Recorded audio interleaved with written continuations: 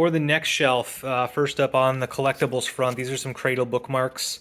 I haven't made use of these too much. I actually used the bookmarks from this Brandon Sanderson Secret Projects set as my primary bookmarks, but it's good to have some backups in case I need them. But this layer is pretty much homogenous here. We've got all of Joe Abercrombie's. I don't know what you would call the entire set. I think of it as like the Circle of the World books, but this is his first trilogy. Then we've got the three standalones here: Best Served Cold, The Heroes in Red Country, and then the Age of Madness trilogy alongside it. And then finally, Sharp Ends. This is a bunch of short stories taking place in the same world. I've not actually read through these yet, but I plan to one day, which is why I bought the book. And I have read all this stuff by Joe Abercrombie. Huge fan. Highly recommend. The Spear Cuts Through Water. I read this book last year upon several recommendations from the fantasy subreddit.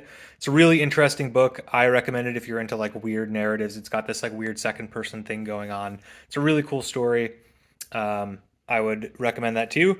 This is just a taste of Steven Erikson, Gardens of the Moon. This is actually, I have two copies of this book because I bought the 10 book set after I read this one. So this one is actually the version I read. You can tell the spine is a little bit bent.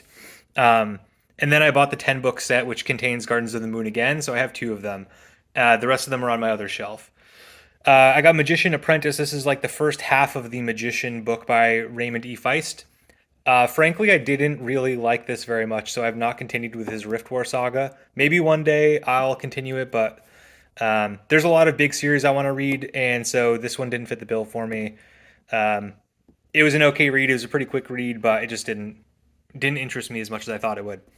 Vita Nostra. This is a really interesting book if you're into like the wizarding school thing, but also very bizarre.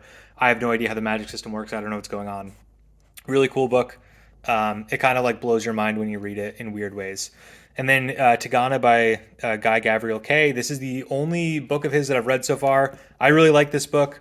I know some people are hit or miss on this one and they like some of his other works better, like The Lines of Al Rasan or something like that.